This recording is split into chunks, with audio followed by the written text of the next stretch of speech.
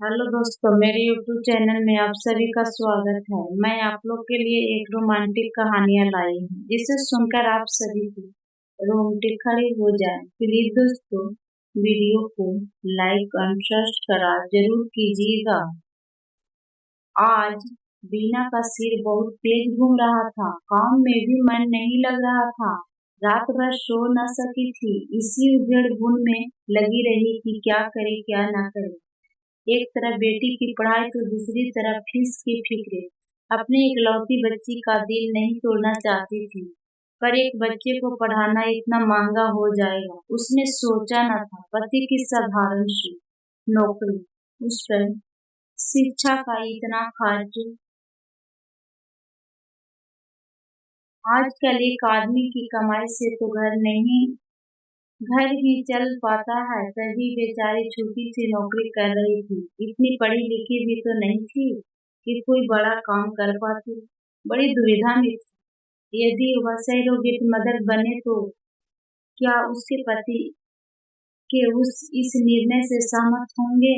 लोग क्या कहेंगे? कहीं ऐसा तो नहीं कि सारे रिश्ते नातेदार उसी कलंकिनी कहने लगे। बिना सोच रही थी, तभी अचानक अनीता की आवाज से उसकी रंदा टूटी। माथे पर सिरवटे लिए, क्या सोच रही हो बीना?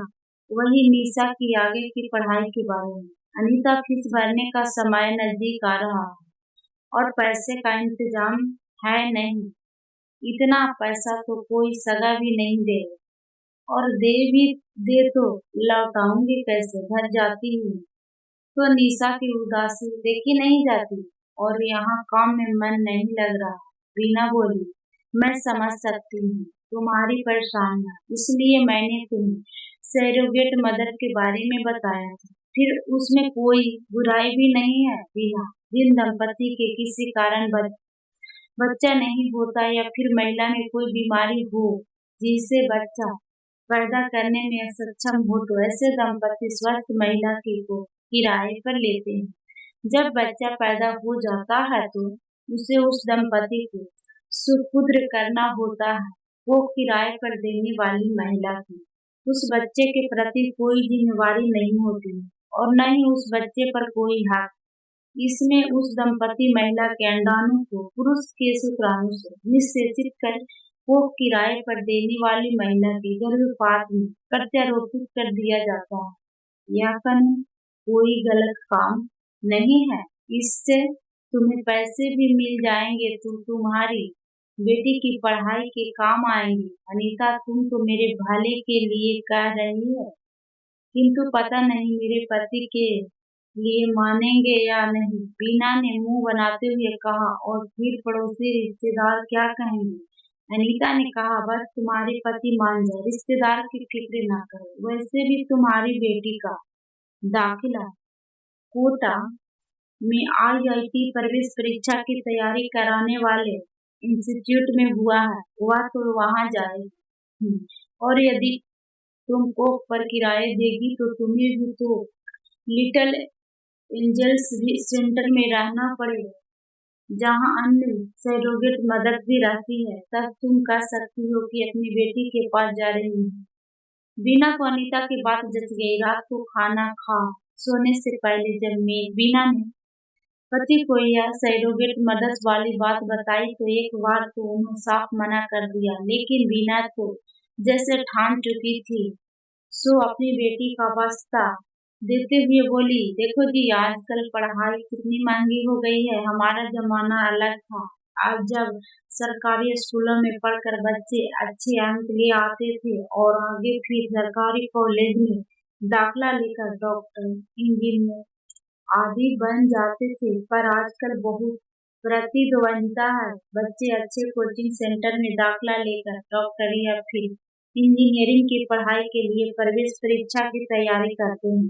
हमारी तो एक ही बेटी है, वह कुछ बन जाए तो हमारी भी चिंता खत्म हो जाए। उसे कोटा में दाखिला मिल गया है, अब बस बात फीस पर ही तो अटकी है। यदि हम उसकी फीस न भर पाए तो बेचारी IIT की परीक्षा की तैयारी न कर पाएगी, दूसरे बच्चे उससे आगे निकल जाएंगे। आजकल बहुत प्रतियोगिता है, यदि उसने वह परीक्षा पास कर भी ली तो हम आगे की फीस न भर पाएंगे। फिर खाली इंस्टीट्यूट की ही नहीं, वहाँ कमरा किराए पर लेकर रहने व खाने पीने का खर्चा भी तो बढ़ जाएगा। हम इतना पैसा कहाँ से लाएंगे? अनीता बता रही थी कि को किराए पर देने से 7 से 8 लाख तक मिल जाएंगे। फिर सिर्फ 9 माह की ही तो बात है, उसके बाद तो कोई चिंता नहीं। हमें अपनी बेटी के भविष्य के बारे में सोचना चाहिए। पढ़ जाएगी तो कोई अच्छा लड़का भी मिल जाएगा। जमाना बदल रहा है, हमें भी अपनी सोच बदलनी चाहिए। बीना के बार बार कहने पर उसके पति मान गए। अगले दिन बीना ने यह बात खुश होकर अनीता को बताई। अब बीना बेटी को कोटा भेजने व स्वयं के लिए लिटिल एंजल्स जाने की तैयारी में जुट गई। उसे कुछ पैसे को किराए पर देने के लिए एडवांस में मिल गए। उसने निशा को फीस के पैसे देकर कोटा रवाना किया और स्वयं भी लिटिल एंजल्स रवाना हो गई। वहां जाकर बीना एक एक दिन गिन रही थी कि कब 9 माह पूरे हों और वह उस दंपति को बच्चा सौंप अपने घर लौटे। 5वां महीना पूरा हुआ, बच्चा उसके पेट में हलचल करने लगा। वह मन ही मन सोचने लगी थी कि लड़का होगा या लड़की, क्या थोड़ी शक्ल उससे भी मिलती होगी। आखिर खून तो बच्चे की रंगों में बीना का ही दौड़ रहा है। उस क्या उसकी शक्ल उसकी बेटी निशा से भी कुछ मिलती जुलती होगी? वह बार बार अपने बढ़ते पेट पर हाथ फिराकर बच्चे को महसूस करने की कोशिश करती और सोचती कि काश उसके पति भी यहाँ होते। उसके शरीर में हार्मोन भी बदलने लगे थे। 9 माह पूरे होते ही बीना ने एक स्वस्थ लड़की को जन्म दिया था।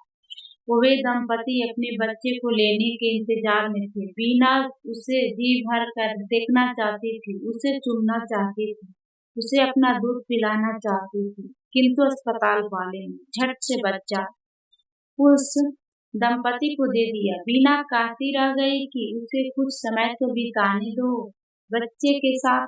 आखिर उसने 9 माह उसे पेट में पाला है, लेकिन अस्पताल वाले नहीं चाहते थे कि बीना का उस बच्चे से कोई भावनात्मक लगाव, इसलिए उन्होंने उसे खासगी कार्रवाई की शर्तें याद दिला दी। उनके मुताबिक बीना का उस बच्चे पर कोई हक नहीं होगा। बीना की ममता चित्कार कर रही।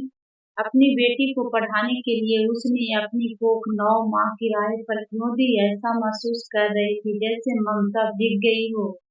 वाह, मन ही मन सोच रही थी कि बार इस शिक्षा के बाजीकरण तूने तो एक माँ से उसकी ममता भी खरीद ली है।